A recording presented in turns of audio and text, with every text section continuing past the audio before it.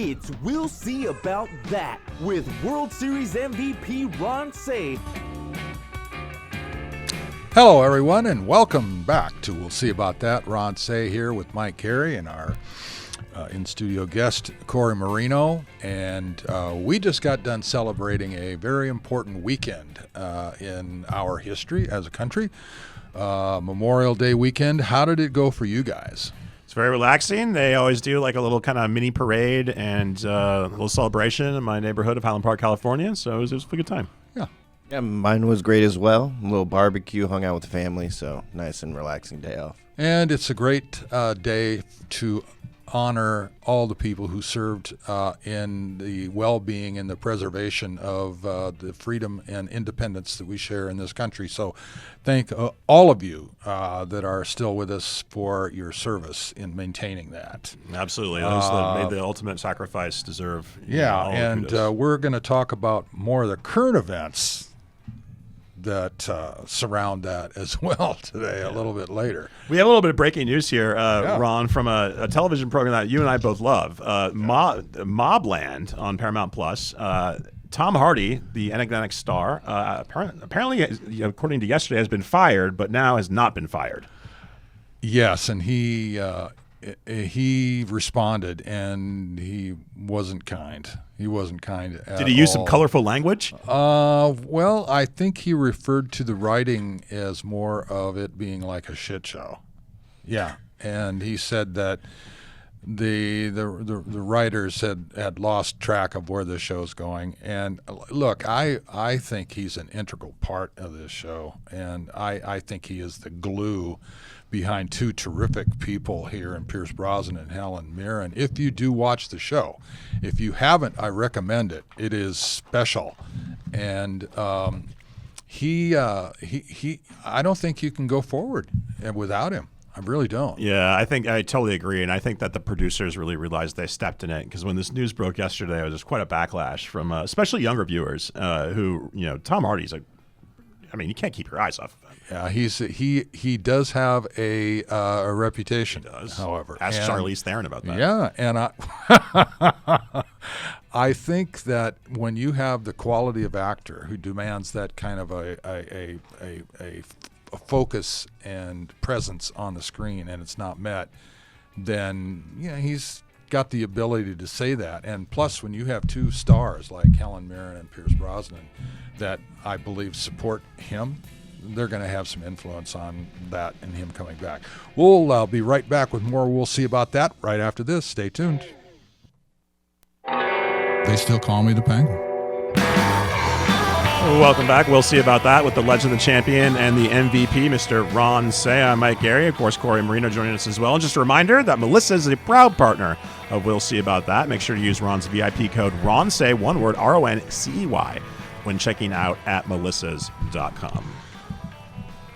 Well, I did, although it was a weekend to celebrate Memorial Weekend and the veterans and our country, there was some sad news in baseball again. Bob Horner, a young player that was out of Arizona State. He was the number one overall draft pick in 1978.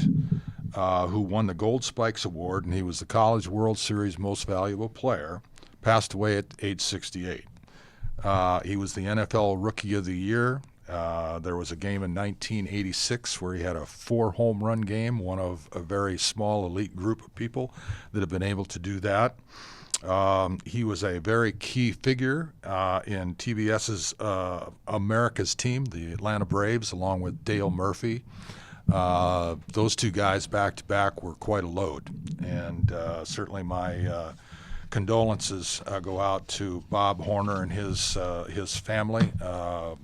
Rest in peace, Bob. He was a power-hitting third baseman, so you guys had a lot in common, correct? He broke in as a rookie as a third baseman. Actually, they had another player named Hubie Brooks that played with the Mets for a while, that came out of Arizona State, was on that team with Bob. And Bob was probably better suited with the move that put him over at first base. he had I believe a 10-year career. It seemed like it was longer than that, but I think there were some injuries that were mixed in there. But this kid hit the major leagues running. He had he went straight there, and that's a big challenge. That's a huge challenge. There's so many things that you have yet to learn playing in the minor leagues. Just the transition, of now playing every single day. Your life is dedicated now to baseball. Every moment of it is preparing, and to put you right into the frying pan, where you're supposed to be winning here now. There's no chance for him to grow and experience some of these things that you do, like going through a slump. You have to go through these things. You have to see how they respond to these things. Are they going to be durable? Just a number of things. But he was able to do it. And John Olerud, another young player who came out of my alma mater, Washington State, went right to the big leagues and had success. So yes, it does happen, but it doesn't happen very often. I mean, you mentioned it, the transition both on the field, but I'm sure off the field too, because you're 18, 19 years old now. You're playing with guys in their late 20s and their 30s, and these guys are with families, and right, it's a whole different paradigm than playing with your college teammates. Yeah, and plus, you just don't have the same experience level. You have crafty pitchers, the guys who've had major league experience. They're going to work you differently. You have your prospects who probably have great stuff that are going to try to blow you away, but they have to learn where their control is and how to monitor all of this. There's a lot of adjustments, and plus, I've reached AAA without seeing a cut fastball. And, going from college baseball to what I learned in the minors to Major League Baseball and all that stuff left out, you'd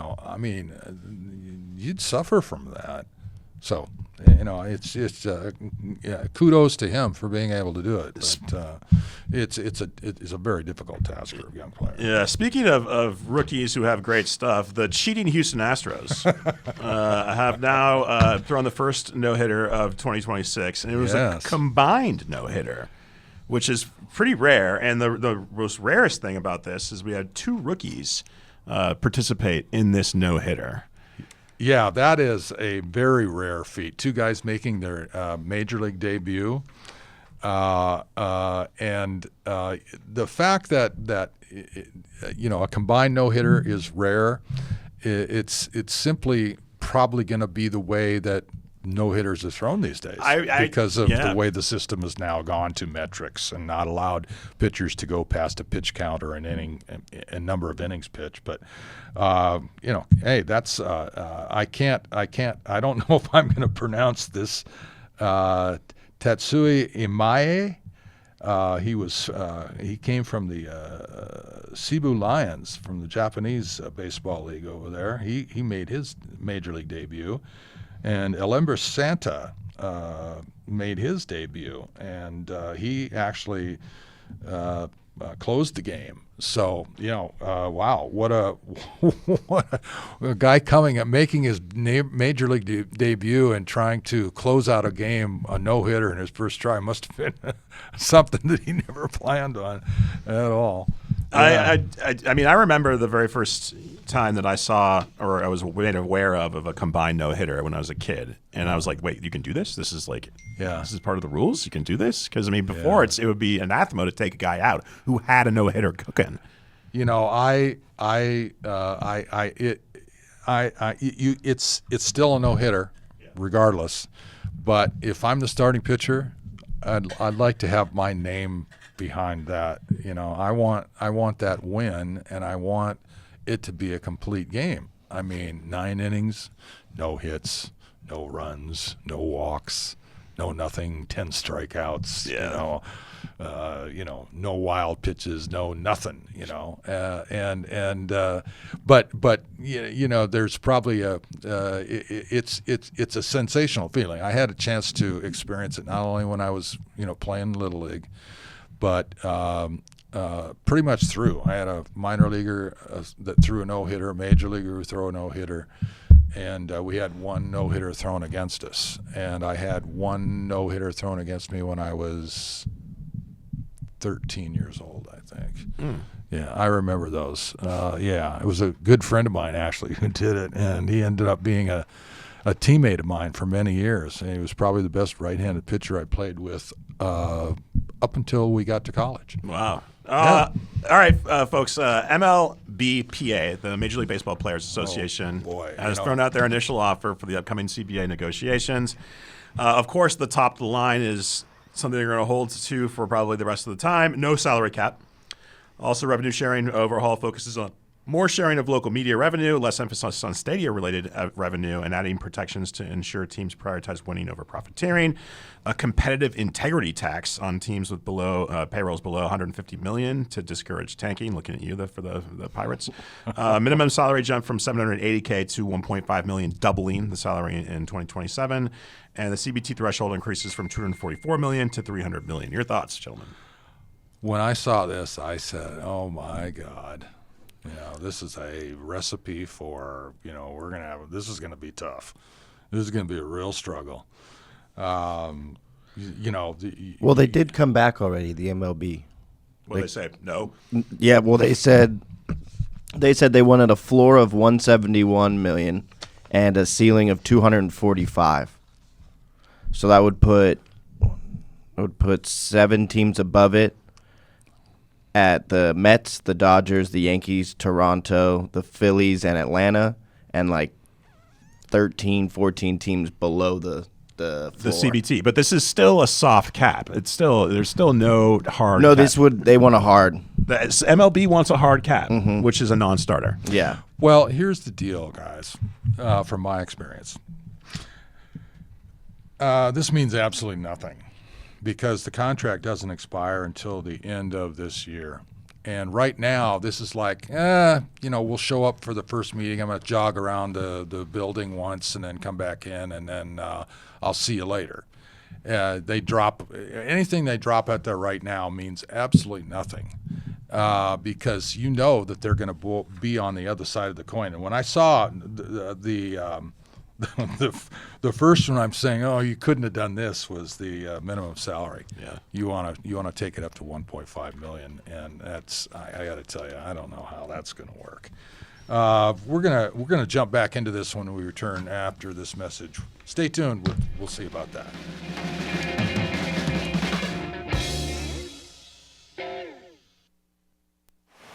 Hello, Ron Say.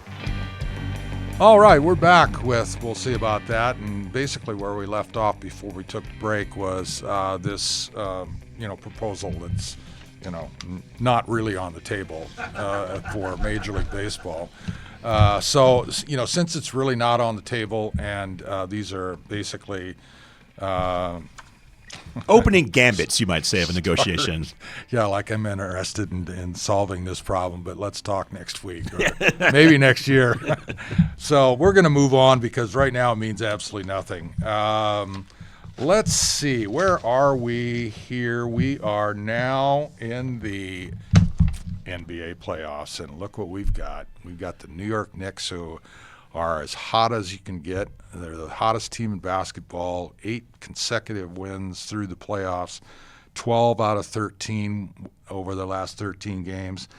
And then they're awaiting the winner of what is a real seesaw battle now, Oklahoma City and San Antonio. And the thing that's kind of surprised me up to this point is that Oklahoma City has been able to combat Wemby a little bit better than I thought they would be. Me too.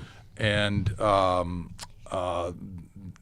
they still have some guys. I think not only is their leader, SGA. Yeah, SGA.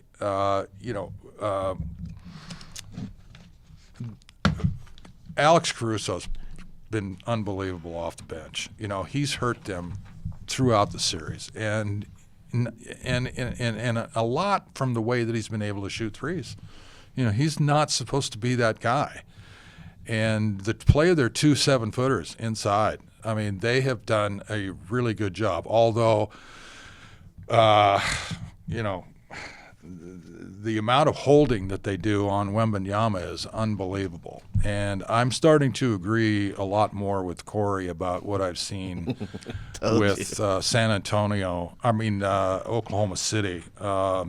They're dishing it out, and they're getting a lot of calls. And I don't think San Antonio's benefited from that at all. The SGA has shot more free throws than anybody else in the league. The Oklahoma City Thunder, as a team, have shot more free throws than any other team in the league this season. And like you said, I mean, I thought that these first 2 games with Wemby, he was so dominant that I thought that there was no way that OKC can combat that. But kudos to OKC because they have really put the clamps, especially in the last game, on Wemby. And I guess it's the old adage that one-man teams can't win. But I'm just, it's not the most beautiful basketball that I've ever watching OKC play. Based off just the pace and how many times they go to the line. But I think that they deserve a lot of credit because the entire world, if not the entire league, was saying that there's no way that an OKC team can beat a team with Wemby. Yeah, I agree. Like I said from the beginning, it's just they want to play physical but don't get allowed to get played physical against. I don't really care. I love a physical defense. I just want it both ways. And you can't fault them because if they're not calling it, why would you stop? And it's just the same thing. It's just the league will learn and evolve. And then 3 years ago, they put in this no flopping policy, and they would call it on fouls and then fine people. But that hasn't stopped or even happened lately. But Wemby, it's just they've learned it, and they get the 2 7-footers, they bang him in the middle, and he is one of the rare 7-footers that can become a guard and try and shoot from the outside. And they're like, well, we'll deal with that because then he's not getting offensive rebounds, he's not getting passing from the middle like Jokic does, so he can get those assists as well. So they're making him into more of a 7-foot guard instead of the center power forward where he excels at, and that's how they've been beating him up. I think it's gonna be a good game. We'll see how it's called, but we'll see. And the Knicks are just red hot, so that's just there's something on the other side. I still feel that the winner of the San Antonio Oklahoma City series is going to go forward. Really? Yeah, I do. I mean, New York's playing great, but I think both teams have things that New York's going to have a lot of trouble with. And the way that Hartenstein and Holmgren have picked up their game, I mean, they're now both, kind of in the double-double range, and they have allowed Caruso to guard Wembanyama. Yeah. So their big guys, aren't going to be, in foul trouble, and they're going to push him outside. And, Wembanyama's not getting rebounds like he did. I think the last 2 games he's gotten under 10 both games. Still putting up 20 points, which he obviously needs to do. But I think, I'm surprised that right now I think that Oklahoma City is out hustling them. And when they got down 15 points, 15-0 in that, what was the third game, game 3 or something like that, and then they made the comeback all the way. And then, look, they're 1 game away right now, and San Antonio's got a lot of work to do. They need to get Wembanyama more inside, I think, and he's got to be the dominant player because when you throw the ball up there, he's going to get it. I mean, you see it. I mean, he's got to have 25 touches. He's got to be able to shoot the ball 25 times. Corey made a great point, though, about comparisons to Jokic, because I think that's the one, Wembanyama, he's an alien. As you mentioned, I think the last club he needs in his bag is his ability to pass like Jokic does. And then I think he'll be probably the most complete player that I've ever seen. Let's talk about the NHL playoffs, folks. Yeah. Let's talk about the Vegas Golden Knights swept the Avs, advancing to the Stanley Cup final. It was interesting because Colorado entered the series with the best record in the NHL, making this week one of the most postseason's biggest shocks. Who do you like? I was listening to what is it? The Word, ESPN, that show that they have multiple categories where they talk about. They spoke about it. They were kind of shocked that Colorado. I mean, Colorado was 16 games better in the record than Las Vegas. 16 games. That's a lot, and I mean that's really a lot, and they get swept. They get swept 4-0. Wow. Either that's an unbelievable upset, or Las Vegas must be a lot better than their regular season record. But they were taking some heat at the beginning of this, weren't they? The Vegas Golden Knights they're kind of considered like an arrogant team. Also, I mean, a lot of teams and people, spectators of the sports, those that follow the sport, think that the expansion draft was unfair. Yeah. When they first came into the league. Yeah. Also, they got a lot of guff for not appearing at certain media days. But a hot goaltender, that can change the whole any NHL series. Well, they're going to be facing the Carolina Hurricanes, who took down the Montreal Canadiens. Kind of surprised that that game went.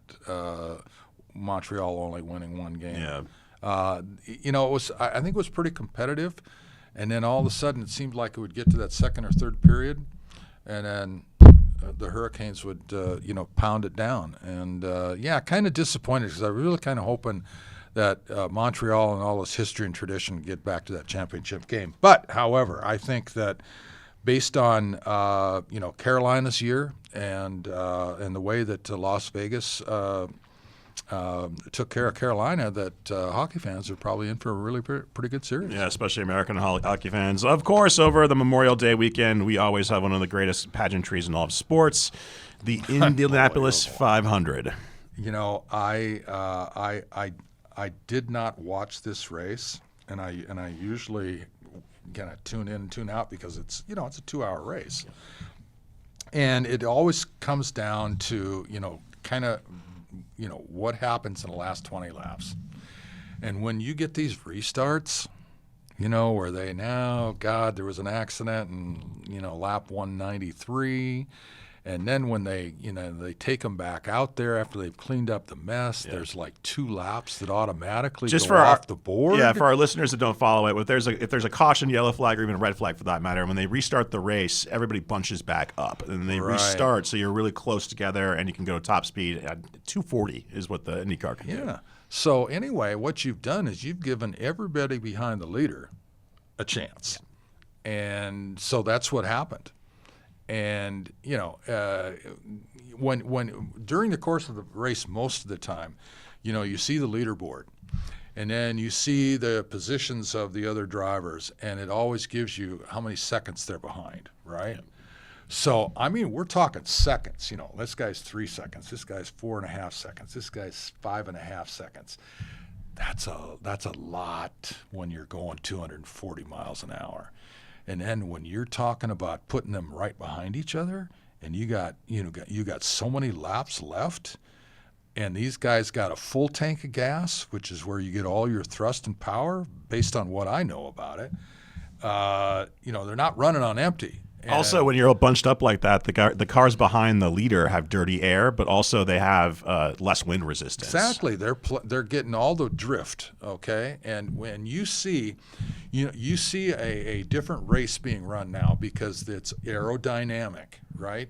And you see that leader, just like you're coming out of that last lap, and even the laps before it, when they come out of that turn, they start to dip down, right?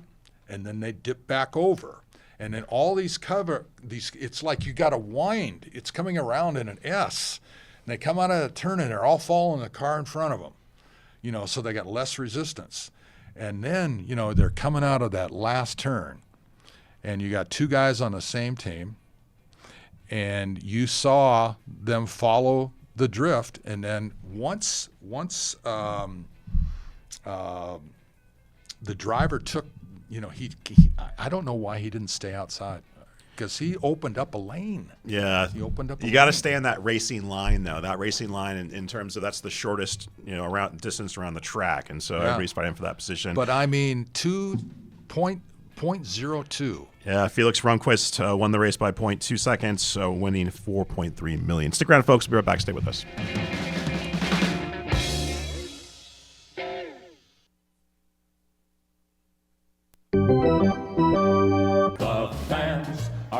All right, we are back. We'll see about that with the Legend Champion, the MVP, Mr. Ron Cey. Make sure to follow him on Instagram, the official Ron Cey. He's on Facebook as well, Ron Cey, and he's also available for special requests on Cameo. And this week in Dodger baseball history, 1980, Dodger Bob Welch faces the minimum 27 batters in a 3-0 hitter against the Braves. The lone Atlanta base runner is LeVar Banks, who singles in the fourth and is erased on a double play. Remember that game? I don't necessarily remember that game, but I remember Bob Welch. And Bob Welch was terrific for us, big time pitcher.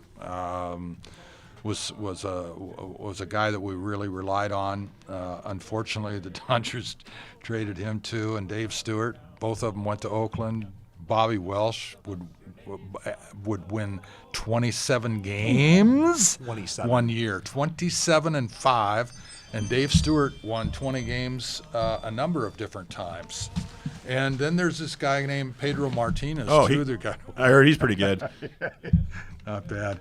Anyway, I want to wrap up this segment with the sports side of it. The UCLA Bruins are in the NCAA tournament. They're the number one ranked team in the country, and they are the number one seed in the tournament.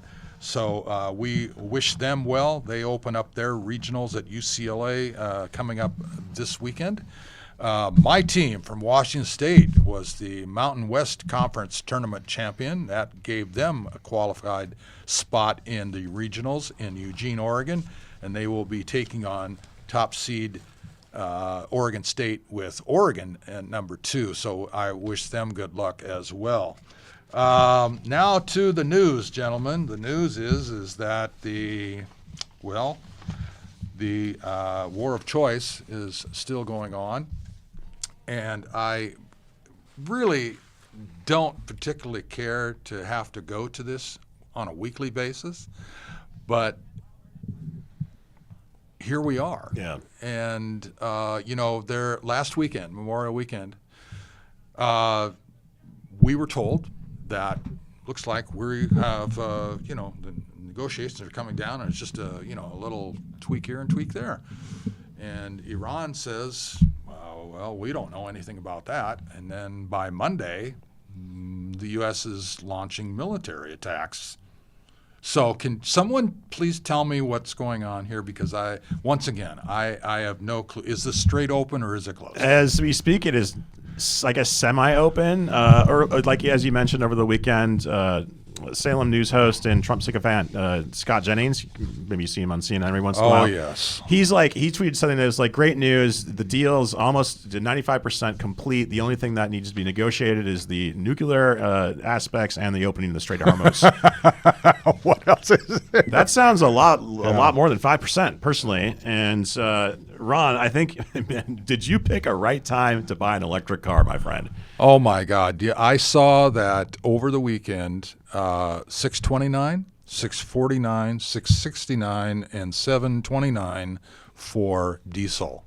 And there's a lot of truck drivers out there carrying goods, and we know how, the trucking industry, how important it is to our well-being and the economy and everything else. And those guys are they were complaining a while back. And then, of course, you hear these other states that say, oh, my God, we're paying $4.30 for gasoline. We were paying $4.30 a gallon 2 years ago. If I could find $4.35, I'd be like, I'd stoked. I'd drive the difference. Yeah. I'd drive the difference to go get it. Yeah, unbelievable. And by the way, our leader said that the prices that we're paying for gasoline are peanuts in comparison to what we've, potential Yeah, sacrifice. we've avoided nuclear war. I mean, What is nuclear war? And that's the same scenario. What do we have congressional hearings for anymore? Because every time that we take these people, and this is where you're supposed to be, on the Bible, in front of a judge, swearing that the testimony that you're going to give is the truth, and so that we can have an understanding of what's going on here. And yet everybody seems to say, well, how can I divert this? It's better than, a nuclear weapon being in, Iran. or I like to. We can expect gas prices to drop in 6 weeks. Of course. They've been saying that for 3 months. And for the past 10 weeks, we also heard after day one, war is over. And they have no capabilities. And I know this is old news, at least I hope it's old news to a lot of you listeners, because this is why we are still talking about it, because nothing's getting done. And guess what else? There are still no talks of the Epstein files. Here we what a are. coincidence. Years.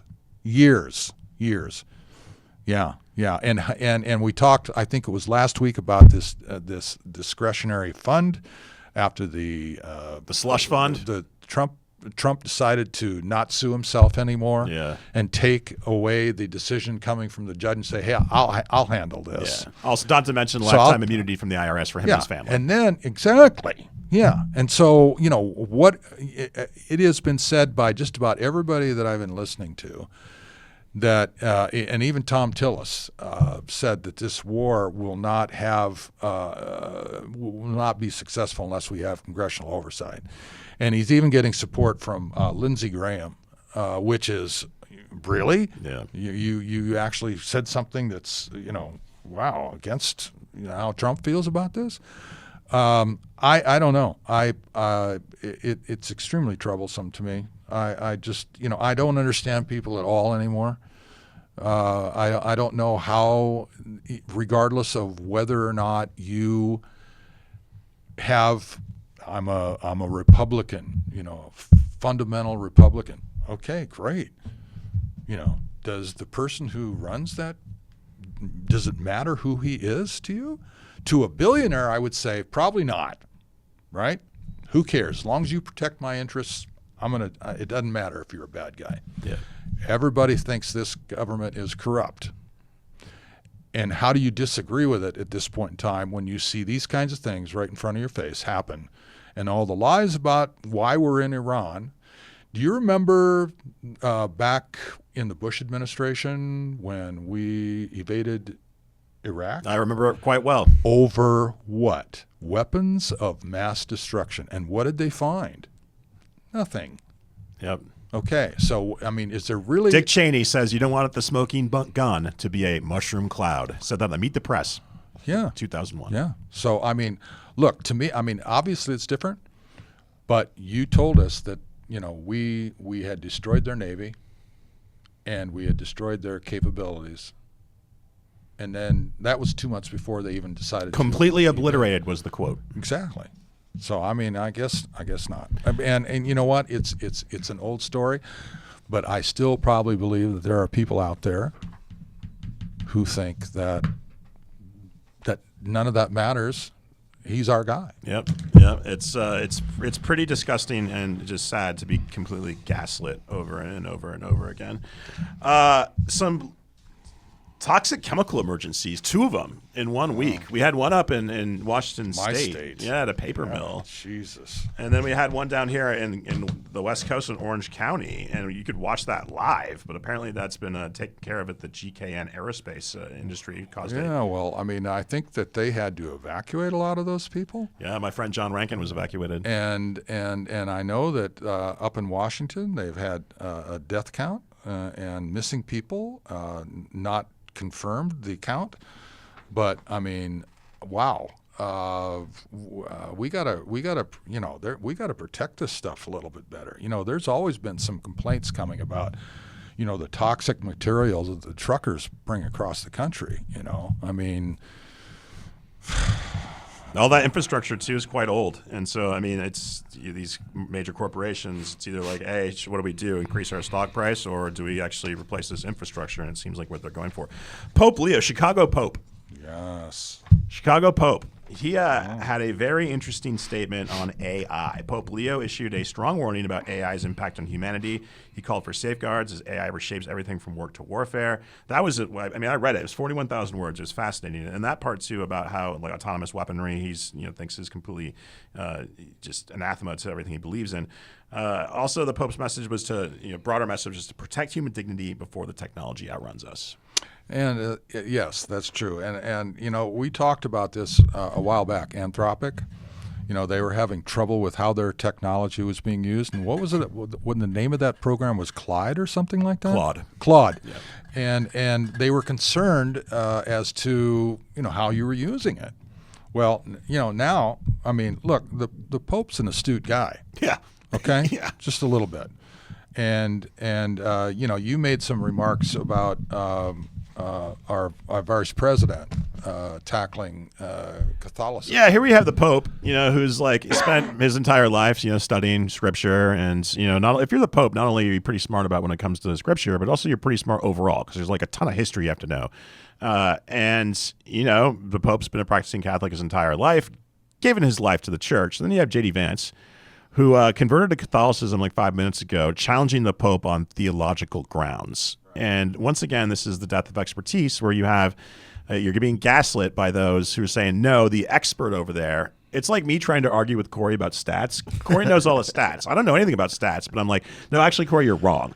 No, actually, Ron Say hit 900 home runs, not 317. Yeah, exactly. Exactly. Just go ahead and throw anything out there that you want to believe. Yeah. And if you don't fact check it, and you don't know the history, it's probably going to slip by. Let's move forward because we're running out of time here. This one, personal privilege. CBS News Radio went off the air. Yeah. That hurt because I'm a huge radio guy. Legendary voices: Edward R. Murrow, Walter Cronkite, Charles Osgood. In fact, we just bought some equipment, some used equipment, about 6 months ago, and I'll show it to you after the show.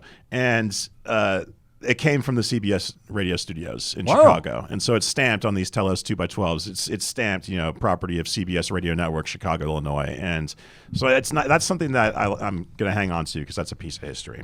Well, the world news couldn't survive this Paramount takeover. That's really kind of sad too, because I had a lot of fun listening to Walter Cronkite. He was a guy that old time news.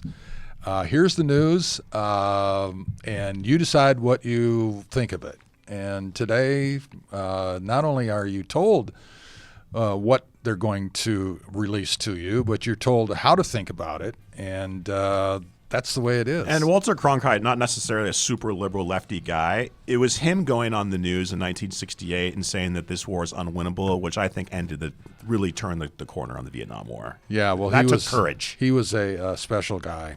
Stay tuned we'll see about that right after this. We will return.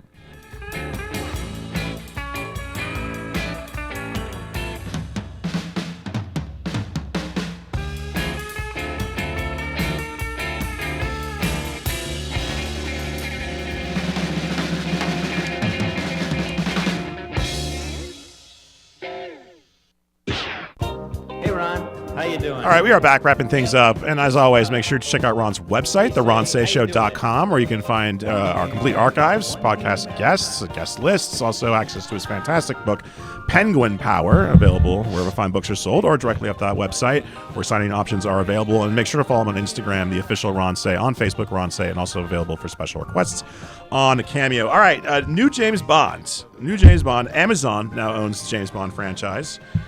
For years, after Daniel Craig hung it up, there was talks about maybe Idris Elba. But actually, actor Patrick Gibson is generating buzz as a new James Bond. No official confirmation yet, though, but the chatter is heating up. Well, Ron, were you I am, and I will make a comment. This new James Bond is only video. It's only a video game. Mm-hmm. It's not for the next cast of the movie. Films, yeah. So that's why there's, hey, wait a minute. We haven't decided. It's just a video. But yes, I am a big fan. I was a big fan. Still am a big fan of James Bond. The coolest. Who's the coolest? I think what what separates things for me as far as, I mean, James Bond movies always start with an unbelievable opening scene, right? Yeah, action set and piece. it's like, God, I can hardly wait for the opening scene because this really will set the tone for the rest of it.